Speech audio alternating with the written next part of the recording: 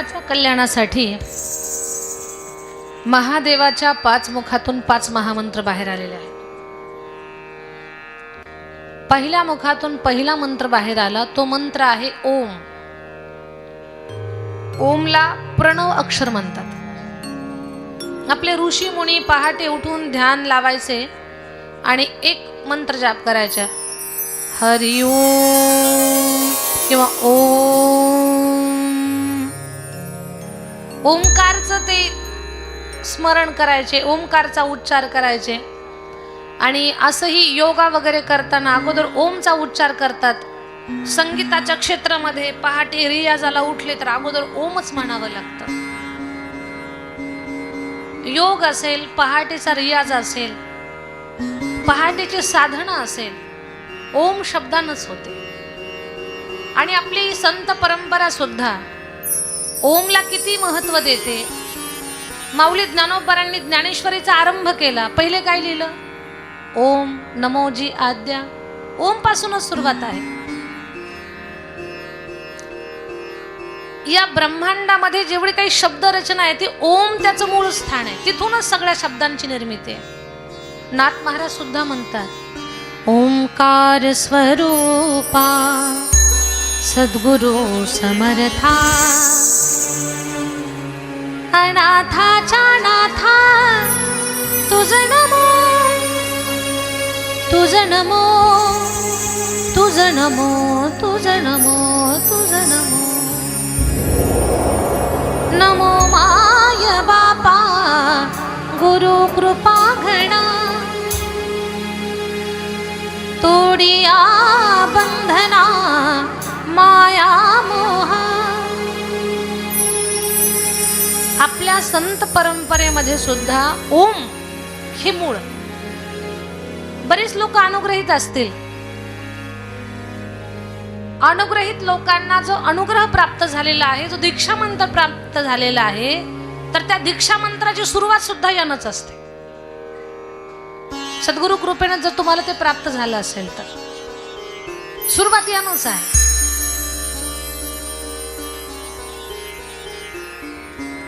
संत श्रेष्ठ जनाबाई देवाला म्हणतात, धरीला पंढरीचा चोर. त्या अभंगात काय सांगितलं त्यांनी, सोहम शब्दाचा मारा केला, पण तो सोहम गाण्यासाठी अगोदर ओम म्हणावा लागतो. ओम शिवाय काहीच नाही, सुरुवात ओम न आहे. ओम न सुरुवात आहे.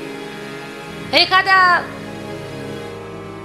दैवताला, एखाद्या देवाला त्या देवाचा बीजमंत्र म्हणायचा असेल, त्या देवानं प्रसन्न व्हावा असं जर वाटत असेल तर त्यांचे काही ठराविक मंत्र असतात. त्या मंत्रांची सुद्धा सुरुवात ओमनच आहे. भले पुढे ह्रीम होईल, क्लीम होईल, पुढे पुढे ते वाढतील. भगवतीचे जे मंत्र आहेत ते एम क्लीम ह्रीम जे मंत्र आहेत तर त्यांची सुद्धा सुरुवात ओमनं जोडूनच होत असते. पुढे मूळ या सृष्टीचा आरंभ, या सृष्टीचा हुंकार ओम मधून, सगळी निर्मिती ओम मधून आहे. ओम हे प्रणव अक्षर आहे, प्रारंभाचं अक्षर, प्रणव अक्षर, आदि आरंभ प्रणव अक्षर ओम.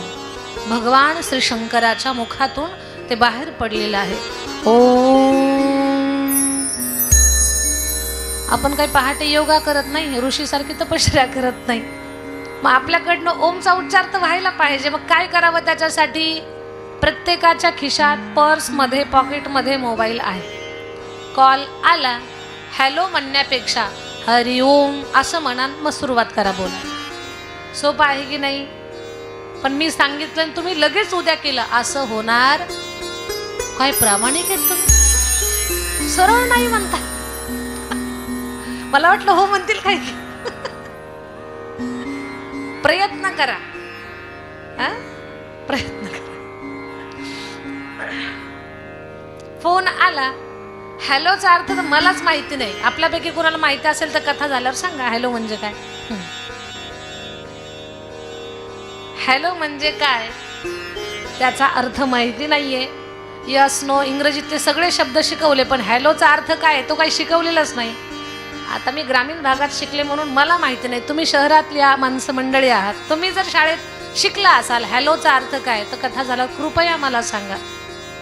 म्हणजे कथा सांगताना कुठली शब्दांची चूक माझ्याकडनंही होणार नाही, पण मला जिथपर्यंत माहिती आहे तिथपर्यंत हॅलोचा अर्थ काहीच नाही वाटतं. हॅलोचा अर्थ ते फक्त समोरच्या माणसानं बोलायला चालू करावं आणि त्याला कळावं, हे ऐकायला लागलं हॅलो, याच्यासाठी असेल बहुतेक ते. मग ते हॅलो म्हणून पुढच्याला संकेत देण्यापेक्षा हरिओम म्हणून संकेत द्या. हा माणूस सावध आहे ऐकायला, आता चला बोला आपण पुढे. हरिओम म्हणा, रामकृष्ण हरी म्हणा, जय हरी म्हणा, जो तुमचा असेल मंत्र. नामचिंतन पण होईल, निरर्थक शब्दही कमी होतील आपल्या बोलण्यातले. ओम हे प्रणव अक्षर आहे, प्रणव मंत्र आहे तो. महादेवाच्या दुसऱ्या मुखातून दुसरा मंत्र बाहेर पडला, ओम नमः शिवाय. याला बीजमंत्र म्हणतात. हा षडाक्षरी मंत्र आहे. ओम नमः शिवाय षडाक्षरी मंत्र. फक्त नमः शिवाय असा जर घेतला तर पंचाक्षरी मंत्र होतो. ओम नमः शिवाय महादेवाच्या दुसऱ्या मुखातून बाहेर पडलेला हा मंत्र, याला बीजमंत्र म्हणतात. आणि या बीजमंत्राचं खूप मोठं महात्म्य आहे. घाटकोपरकर, ओम नमः शिवाय या मंत्राचा अखंड जाप जर केला, मी सांगत नाही, शिवमहापुराण सांगतं, या मंत्र जापानं ब्रह्महत्येसारख्या पापातून सुद्धा जीवाची मुक्ती होते. सगळ्यात मोठं पाप ब्रह्महत्येचं पाप, पण अशा पापातून मुक्त करण्याची ताकद या मंत्राची आहे. जर या मंत्रानं ब्रह्महत्याधिक पापांचा नाश होत असेल तर गृहस्थी जीवन जगताना साधी भोळी भाबडी नकळत अज्ञानात घडलेली पापं कशी राहतील आपल्याजवळ. निर्मळ होऊ आपण, निर्मळ स्वच्छ होऊ, पण त्याच्यासाठी हा मंत्र अखंड आपल्याला म्हणावा लागेल.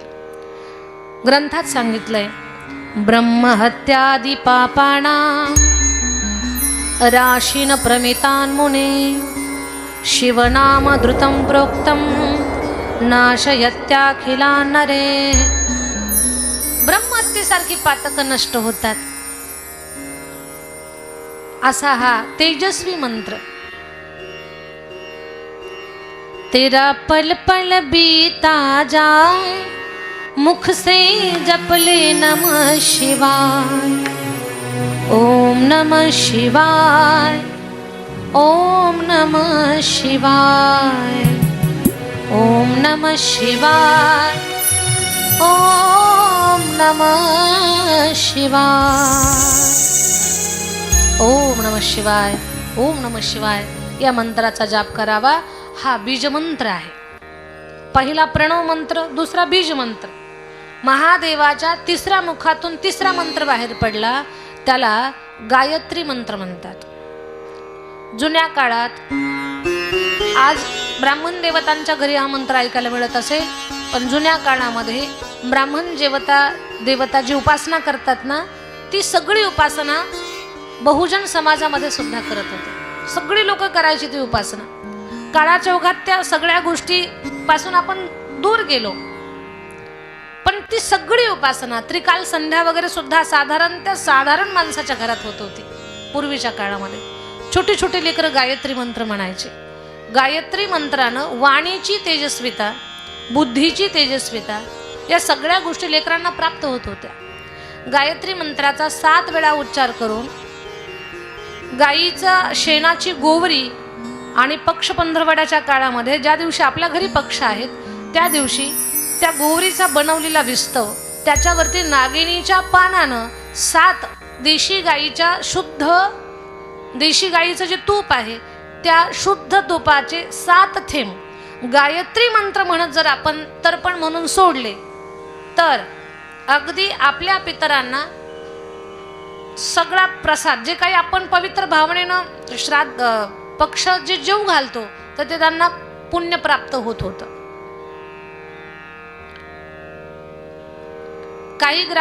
काही भागामध्ये म्हणजे खेड्यापाड्यात अजूनही या सगळ्या गोष्टी करतात. तो गायत्री मंत्र फार दिव्य आहे. ओम भूर्भुवः स्वः तत्सवितुर्वरेण्यं भर्गो देवस्य धीमहि धियो यो नः प्रचोदयात्. 24 वेळा गायत्री मंत्र उच्चार करून जर सूर्याला आपण अर्घ्य दिलं, पाणी दिलं, तर सूर्य भगवान प्रसन्न व्हायचे. आणि सूर्य भगवंत जे उपासना करतात त्यांना खूप तेजस्विता द्यायचे. सूर्यनारायणाला पाणी देताना हा मंत्र गायला तर त्याचा तो प्रभाव. हा मंत्र फार दिव्य आहे. गायत्री मंत्र महादेवाच्या चौथ्या मुखातून चौथा मंत्र बाहेर पडला. तो मंत्र आहे महामृत्युंजय मंत्र. या महामृत्युंजय मंत्राचा महिमा फार मोठा आहे. घरामध्ये अकाली मृत्यू होत असेल किंवा सारखी मृत्यूची भीती वाटत असेल, म्हणजे अशा काही घटना घडल्या की लोक भयभीत होतात घरामध्ये, की अनपेक्षित एखादी गोष्ट घडली की माणसं घाबरून जातात. अकाली मृत्यूचं भय असेल तर 1.25 लाख वेळा जेव्हा आपण महामृत्युंजय मंत्र गातो, 1.25 लाख महामृत्युंजय मंत्र गायला की अकाली मृत्यूचं भय राहत नाही. विश्वास आमच्या शब्दावर ठेवू नका, विश्वास मंत्रांवरती ठेवा. कारण हे मंत्र तुमच्या आमच्याकडनं नाही, हे ईश्वराच्या मुखातून संतांनी आपल्यापर्यंत पोहोचवलेले आहेत, ग्रंथांच्या द्वारे, शास्त्रांच्या द्वारे. ओम त्र्यंबकं यजामहे सुगंधिं पुष्टिवर्धनम् उर्वारुकमेव बंधनान् मृत्योर्मुक्षीयमामृतात्. काळांचा काळ महाकाळ आहे आणि तो महाकाल त्याला आपण जर 1.25 लाख मंत्रानं प्रसन्न केलं तर तो महाकाल आपल्यावरती काळाला चाल करू देणार नाही, कारण तोच कालांचा काल आहे. पण त्याच्यासाठी 1.25 लाख नामजाप करण्याचा, या मंत्राचा जाप करण्याचा नियम आपण पूर्ण करावा. महादेवाच्या 5व्या मुखातून 5वा मंत्र बाहेर आला. आता पहिल्या मंत्राला म्हणतात प्रणव मंत्र, दुसरा मंत्र आहे बीज मंत्र, तिसरा मंत्र आहे गायत्री मंत्र, चौथा मंत्र आहे महामृत्युंजय मंत्र. 5वा मंत्र फार सुंदर आहे, फार सोपा आहे, फार सहज आहे आणि त्या मंत्र सुद्धा एवढा दिव्य आहे. तो मंत्र फार सोपा. आता हे गायत्री मंत्र, महामृत्युंजय मंत्र म्हणण्यासाठी तोंडातले 32च्या 32 हजर असावे लागतात. 32 पैकी एक जरी गैरहजर असेल आणि त्याला म्हटलं म्हणा गायत्री मंत्र, तर जिथं पडलेलं ना तिथूनच हवा निघून जाते. तो मंत्र म्हणता येत नाही व्यवस्थित. गायत्री मंत्र, महामृत्युंजय मंत्र हे सगळे दात हजर असावे लागतात. पण महादेवाच्या मुखातला 5वा मंत्र जो आहे ना, तो मंत्र गाण्यासाठी 32 हजर असावेत असं अजिबात काही नाही. 32च्या 32 जरी गैरहजर असले तरी तो मंत्र गाता येतो. तो तेवढा सोपा आहे आणि त्या मंत्राला चिंतामणी मंत्र म्हणतात. चिंतामणी म्हणजे काय? चिंता हरण करणारा. आणि इथे सगळ्यांच्याच मागे चिंता आहे. पण पहा ना, शिवमहापुरांच्या माध्यमातून माझे भगवान शंकर आपल्या सगळ्यांची चिंता नष्ट व्हावी ही काळजीच महादेवाला लागली आहे. म्हणून कथेच्या माध्यमातून तो चिंतामणी तुम्हाला देत आहे. मणी म्हणजे तो मंत्र, वस्तुरूपात नाही, मंत्र रूपात तो कंठात राहावा तुमच्या. जसा विठ्ठलाच्या, जसा विष्णूच्या, नारायणाच्या गळ्यामध्ये कौस्तुभ मणी आहे ना, तसा तुम्हाला आम्हाला भगवान मंत्रमणी देणार आहेत चिंता हरण करण्यासाठी. पण चिंता आहे की नाही आपल्या सगळ्यांच्या पाठीमागे? तुम्ही म्हणाल ताई कसली चिंता? सांगते तुम्हाला. कोणाला घराची चिंता, परिवाराची चिंता. ज्या बाईच्या हाताखाली एक सुद्धा सून नाही ती बिचारी वाट पाहते सून कधी येईल, सून कधी येईल याची चिंता. ज्या माऊलीच्या हाताखाली 4-4 सून आहेत तिला सुद्धा चिंता आहे माहेरी कधी जातील. कारण त्या माहेरी गेल्याशिवाय शिवईचा भात आणि तूप खाताच येत नाही. घाटकोपर मधल्या माझ्या बिचाऱ्या सासवा काही तशा नाहीत.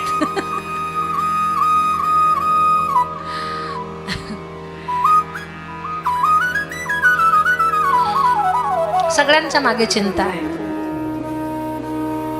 चिंता नाही असा माणूस शोधूनही सापडत नाही. प्रत्येकाच्या पाठीमागे चिंता आहे. चिंता नाही असा माणूसच नाही. या चिंतेवर अजून कुठलं एखादं चिंतामणी हॉस्पिटल सुद्धा तयार झालेलं नाही. माणसाची चिंता हरण करेल. संप्रदायाच्या या कथा आणि कीर्तन या व्यासपीठावरनं चिंता कमी करण्याचे काही मंत्र मिळाले तर मिळाले, बाकी दुसरीकडे कुठेच नाही. मग शिवमहापुराण भगवान भोलेनाथ आपली चिंता हरण करण्यासाठी या व्यासपीठावरून तुम्हाला चिंतामणी मंत्र देणार आहेत. मग तो चिंतामणी मंत्र नेमका कोणता? फार सोपा आहे. फक्त त्याच्यावर आपली निष्ठा किती आहे, आपली श्रद्धा किती आहे आणि आपण त्याला किती कंठात ठेवलंय, किती अखंड ठेवलंय, त्याच्यावरनं आपल्या चिंतेचं प्रमाण अवलंबून असणार. ताई बस झाला, आता पटकन मंत्र सांगा तो कोणता आहे. असं कोणी म्हणायच्या आतच तुम्हाला सांगते, तो हो चिंतामणी मंत्र आहे. श्रीराम राम राम राम राम राम. बर, महादेव हे फक्त लोकाला सांगत नाही, अगोदर अनुभव घेतलाय, नंतर सांगितलंय लोकांना. हा चिंतामणी मंत्र आहे, मी सुद्धा माझ्या कंठात ठेवलेला आहे. श्रीराम जय राम जय जय राम. श्रीराम जय जय राम. श्रीराम जय राम जय जय राम. या मंत्राचा आश्रय ज्यांनी ज्यांनी केला, हा मंत्र मणी म्हणून ज्यांनी कंठात धारण केला, या मंत्राला ज्यांनी आपल्या जिभेवर ठेवलं, त्या त्या लोकांचं कल्याण झालं. त्या लोकांच्या जीवनात चिंता नाहीये. हनुमंतरायाने या मंत्राचा जप केला. हनुमंतरायाच्या चरित्रामध्ये कुठे चिंता दिसते आपल्याला? मला सांगा, मृत्यू सारखी चिंता व्यवहारातली, प्रपंचातली दुसरी कोणतीच नाहीये, कोणतीच नाही. तुमच्या जीवनात वस्तू कमी अधिक मिळतील, धन कमी जास्त मिळेल, हा भाग वेगळा, पण सगळ्यात मोठी चिंता माणसाला क्षणाक्षणाला आपलं आयुष्य चाललंय, आपण मृत्यूच्या जबड्यात चाललेलो आहोत, मरणासारखी महाभयंकर चिंता कोणतीच नाहीये. आयुष्य जात आहे पहा, काळ जपत असे महा, स्वहिताचा घोर वहा. घोर म्हणजे काय? काळजी. काळजी म्हणजे काय? चिंता. चिंता ही खरी चिंता आहे आपल्या सगळ्यांना. जायचं एक दिवस, काळाच्या जबड्यात आहोत, कधी काळ तोंड मिटल सांगता येत नाही. मग ही चिंता, या महाभयंकर चिंतेत, याच्यापेक्षा मोठी चिंताच कोणती नाहीये. बाकीच्या चिंता आपण करायच्या नाही, त्या प्रारब्धानं होतील जातील, काय होईल ते होईल, ही सगळ्यात मोठी चिंता आहे. या चिंतेतून बाहेर काढण्याचं काम राम हा चिंतामणी मंत्र करतो, की ज्या मंत्राला भगवान भोलेनाथानं कंठामध्ये धारण केलंय. श्रीराम जय राम जय जय राम. जुनी लोक पाहू, बिचारे अडाणी होते, जास्त शिकलेले नव्हते, भोळे भाबडी माणसं होती, पण ती माणसं ना पहाट सकाळ झाली की त्या स्नान वगैरे झालं घराच्या बाहेर जर पडले ना, तर कोणी जरी भेटलं ओळखीचं तर नमस्कार नव्हते म्हणत, आणि नमस्ते तर अजिबातच नाही. काय म्हणायचे ते? राम राम. राम राम का बरं? राम हा चिंतामणी मंत्र आहे. सुरुवातच राम शब्दानं होत असेल तर दिवसभर कसली चिंता. आणि सकाळच्या प्रहराला आजही जुनी माणसं सकाळचा प्रहर नाही म्हणत, रामाचा प्रहर म्हणतात. राम प्रहर, दिवसाची सुरुवात राम शब्दानं. राम हा चिंतामणी मंत्र आहे. हे सगळं आपल्या जवळच आहे, पण अवस्था अशी झाली, तुझं आहे तुझं पाशी, परी तू खूप छान. ही अवस्था झाली आपली अशी, सगळं आपल्याकडे आहे, पण आपण त्याच्यावर चिंतन करत नाही. आणि चिंतनाचा अभाव झाल्या कारणानं चिंतेत वाढ झालेली आहे. ज्या दिवशी चिंतन वाढल त्या दिवशी चिंता तुम्हाला घाबरून पळून जाईल, थांबणार नाही ती आपल्याकडे. पण त्याच्यासाठी चिंतन करावं लागेल आपल्याला. कशाचं चिंतन? रामनामाचं चिंतन. भगवान श्री भोलानाथाच्या मुखातून जगत कल्याणासाठी बाहेर पडलेले हे मंत्र. महादेवाला एकच जमतं, फक्त दरबारात आलेल्याची झोळी भरून द्यायची, कोण जे आले त्याला रिकाम्या हातानं पाठवायचं नाही, ज्याचा जसा प्रश्न असेल त्याचं तसं समाधान करणं, हे ज्या देवाला जमतं ते महादेव आहे. कोणी ज्ञान स्तरावरली गोष्ट घेऊन जा, त्याला दिलं, कारण त्यांच्या एवढं ज्ञानी दुसरं कोणीच नाही. कुणाला संसारातलं पाहिजे, देऊन टाकलं. प्रत्येकाला आलेल्या प्रत्येक जीवाला जे हवंय ते देण्याची दानत महादेवामध्ये आहे. महादेव स्वतःसाठी अजिबात नाही, जगासाठी हा देव आहे, जगत कल्याणासाठी. या देवाला स्वतःचा स्वार्थ अजिबात जमला नाही, म्हणून तर या देवाला आशुतोष म्हणतात. बाकीचे देवता फार चतुर आहेत, जास्त सेवा करून घेतात आणि कमी फळ देतात. पण महादेवासारखं भोळं कोणीच नाहीये, कमी सेवा घेतात आणि जास्त फळ देतात. म्हणून तर यांना आशुतोष म्हणतात. कमी सेवेनं त्वरित प्रसन्न होणारा देव महादेव आहे.